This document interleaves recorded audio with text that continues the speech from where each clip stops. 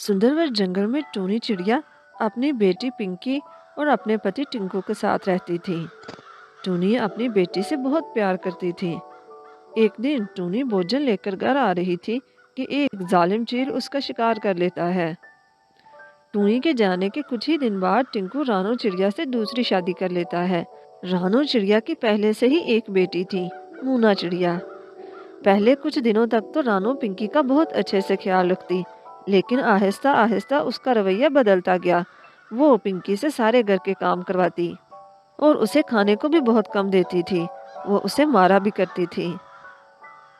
ए पिंकी, कल मुँह ही उठ भी जा, सारे घर की सफाई कर, इसके बाद मेरे लिए भोजन भी लेकर आ। माँ, आज मेरी तबीयत कुछ ठीक नहीं है, तुम मुन्ना से कहो ना, वो आज भोजन ले आए, मैं घर का काम कर लेती हूँ। मेरे आगे ज़बान चलाती है, एक थप्पड़ लगाऊंगी ना तो सब पता चल जाएगा तुझे। चल उठ, जल्दी से सफाई कर और भोजन लेकर आ, मेरी रानी बेटी से ये काम नहीं होते। पिंकी को बहुत तेज बुखार था, उससे ठीक से उड़ा भी नहीं जा रहा था। वो घर से निकल आती है। उड़ते उड़ते वो काफी दूर आ जाती है। एक नदी के पास उसे गंदम के कुछ सिट्टे नजर आते हैं। शुक्र है दाना मिल गया, वरना माँ मुझे बहुत मारती। पिंकी गंदम के सिट्टे तोड़कर वापस ही आने लगती है तो उसे एक आवाज आती है, सुनो नन्ही चिड़िया। पिंकी पीछे मुड़कर देखती है तो वो एक रोज का पौधा था। सुनो नन्ही चिड़िया, मुझे बहुत प्यास लगी है, क्या तुम मुझे पानी पिला सकती हो? हाँ रोज, क्यों नहीं, मैं तुम्हें अभी पानी देती हूँ। तुम बहुत अच्छी हो, तुम्हारा बहुत बहुत शुक्रिया। मैं काफी दिन से प्यासा था, यहाँ बहुत पक्षी आते हैं लेकिन कोई भी मुझे पानी नहीं देता। कोई बात नहीं रोज, मैं जब भी आया करूंगी तुम्हें पानी दे दिया करूंगी। पिंकी दाना लेकर घर आती है। अरे कल मुही कहाँ रह गई थी? भूख से मेरी तो जान ही निकली जा रही है, बता कहाँ गई थी? माँ, मुझे दाना नहीं मिल रहा था, इसलिए देर हो गई। झूठ बोलती है मुझसे, आज तेरे बाप को सब बताऊंगी कि तू सारा सारा दिन घर से बाहर रहती है। वो पिंकी को फिर मारने लग जाती है। शाम को वो टिंकू को बढ़ा चढ़ा कर बताती है, देखो जी, मैं तो इसके भले के लिए ही डांटती हूँ। लड़की जात है, पराए घर में जाएगी तो क्या कहेंगे, माँ ने कुछ सिखाया ही नहीं, शायद सुतेली माँ थी इसलिए। अगर मैं कुछ ज्यादा कह दूं तो कहती है कि सुतेली माँ हो इसलिए तुम मुझ पर जुल्म करती हो। अब मेरी मूना को ही देख ले, सारे घर के काम भी करती है और मेरी खिदमत भी।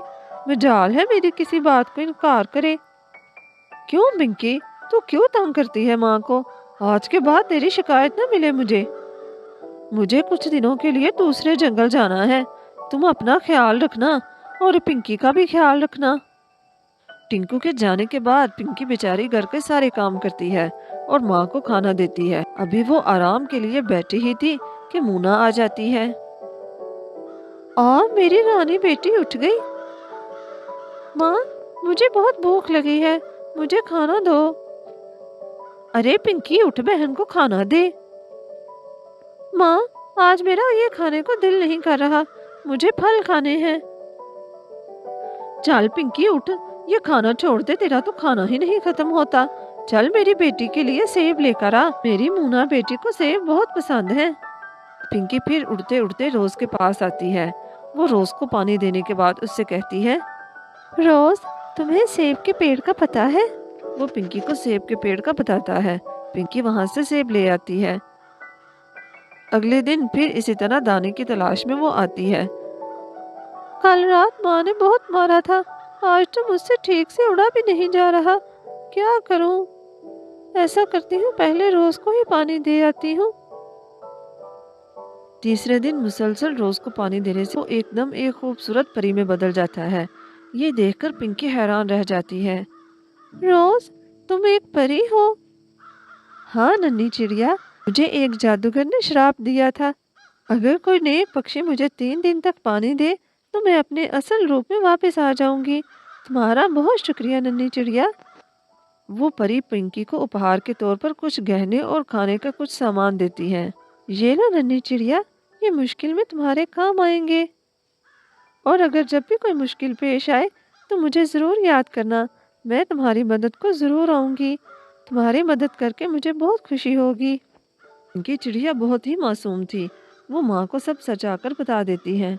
چل دے ادھر، یہ گہنے تیرے کس کام کے؟ یہ تو میری مونا بیٹی پہنے گی اور بالکل رانی لگے گی۔ لیکن ماں، یہ تو مجھے پری نے دیے ہیں۔ ماں، اس کی بڑی زبان چلنے لگی ہے تیرے آگے، میری بات مان تو تم اس کا کام تمام ہی کر دے۔ بابا جب آئے گا تو ہم اس سے کہہ دیں گے کہ یہ گھر سے چلی گئی تھی اور واپس ہی نہیں آئی، پتہ نہیں کس کے ساتھ بھاگ گئی۔ ہاں تو ٹھیک کہہ رہی ہے، لگتا ہے مجھے یہی کرنا پڑے گا۔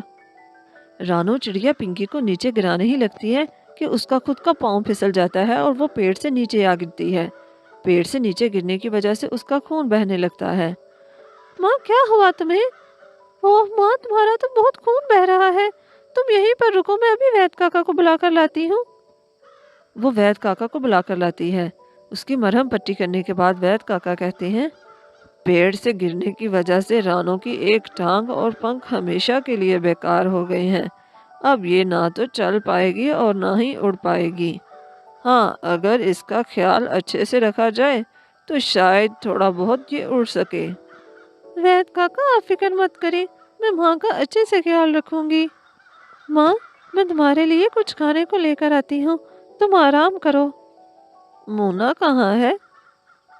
وہ سب اپہار لے کر اپنے دوستوں کو دکھانے گئی ہے، میں نے اسے کہا تھا کہ وہ تمہارے پاس رک جائے لیکن وہ نہیں رکی۔ رانو دل ہی دل میں بہت شرمندہ تھی۔ ارے ماں، یہ کیا کر لیا تو نے؟